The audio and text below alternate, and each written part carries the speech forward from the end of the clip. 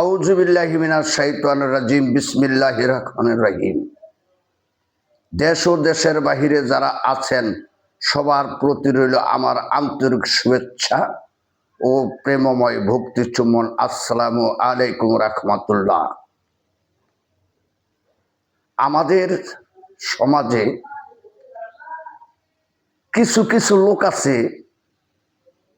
নিজকে সে নিজে অনেক বড় মনে করে আর উচিত কথা কয়।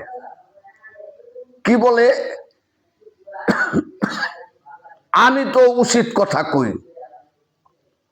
আরে তুমি যে উচিত কথা কও, কথা বিকায়নি, আমার এই জায়গাটা একটু জানার বিষয়।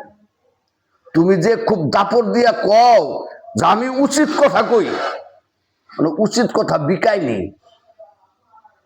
সমাজে যদি 500 লোক বাস করে, একটা লোক তো তোমার উচিত কথাটা গ্রান্টেড করবে।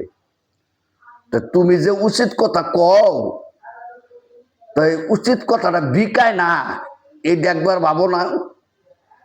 যখন তোমার উচিত কথাটা বিকায় না, তখন বুঝতে হবে তোমার উচিত কথা তুমি জানো না। তোমার গায়ের জোরে পাহাড় ঠেললে এটা কোনো দিন জনগণ মেনে নেবে না। তো আরেকটা জিনিস, তুমি তো বহুত উচিত কথা কও আর সত্যবাদী লোক, তাই এইবার তুমি চেয়ারম্যান ইলেকশন করো। কারণ সমাজের লোক তো জানে যে তুমি খুব উচিত কথা কও।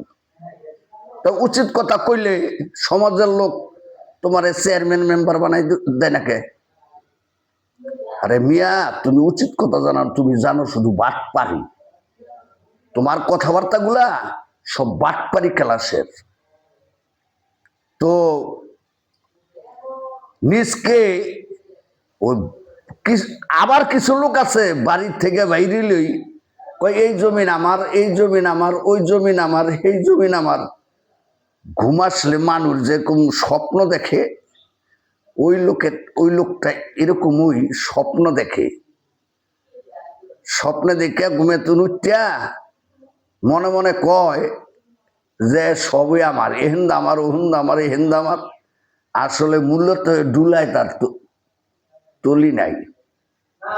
একটা ভাঙ্গা ডুলা নিয়ে যদি মাছ ধরতে যায়, পুষ্করী অথবা নদী থেকে মাছ ধরে যদি ওই ভাঙ্গা ডুলায় মাছ রাখে, জ্ঞানী গুণী সম্মানিত সুশীল সমাজের লোক যারা আছেন তারা আমার কথাগুলি বুঝবেন। ওই ডুলায় কি মাছ থাকে? একটা হলো মিথ্যা স্বপ্ন, আর একটা হলো বাস্তবতা।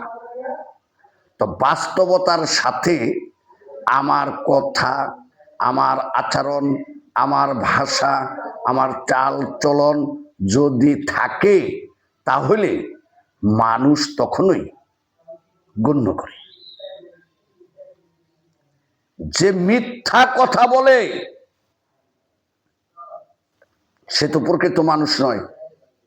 কথায় কথায় মিথ্যা জিতার জন্য, মিথ্যাকে টিকাইবার জন্য, একটা মিথ্যা কথাকে সত্যে পরিণত করতে হইলে আরো 100টি মিথ্যা কথা তার বলতে হয়। তাহলে মিথ্যা কথার সংখ্যা কি বাড়তেছে না কমতেছে? তা আশা রাখি মিথ্যা কথা ছেড়ে দিয়ে সৎ পথে সত্য কথা বলেন। যদি সত্য কথা না বললেন, তাহলে মিথ্যাবাদীর এবাদত আল্লাহর দরবারে পৌঁছে না। যেমন আমি দাড়ি রাখছি, টুপি মাথায় দিছি, চেহারাটা সুন্দর, পোশাক পরিচ্ছদ ভালো, কিন্তু আমার ভিতর হইল শয়তানি, বদমাইশি, পরের গিবত গাওয়া এবং কেমনে শরীর ঠকামু সেই চিন্তা চেতনা।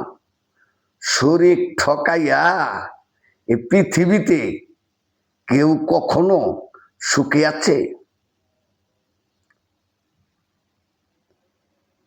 যেই যে শরিক ঠকাইছেন সেই সব শরিকেরা রাত্রে যখন নির্জনে যায়, আত্মার থেকে যে একটা হাক আসে, সেই হাক থেকে দাউ ধাউ করিয়া তোমার সংসারে আগুন জ্বলতেই থাকে। তুমি কি ভেবেছ? ওই কুভাবনা ছেড়ে দিয়ে সত্য সরল সহজ পথে আসো, নচেত তোমার ভবিষ্যৎ অমঙ্গল হবে। ভাইয়ের আমার, বোনেরা আমার, আমার কথাগুলো যদি আপনাদের কাছে ভালো লাগে তাহলে একটু কমেন্টস, লাইক, শেয়ার করে সাথে থাকবেন। আসসালামু আলাইকুম রাহমাতুল্লাহ।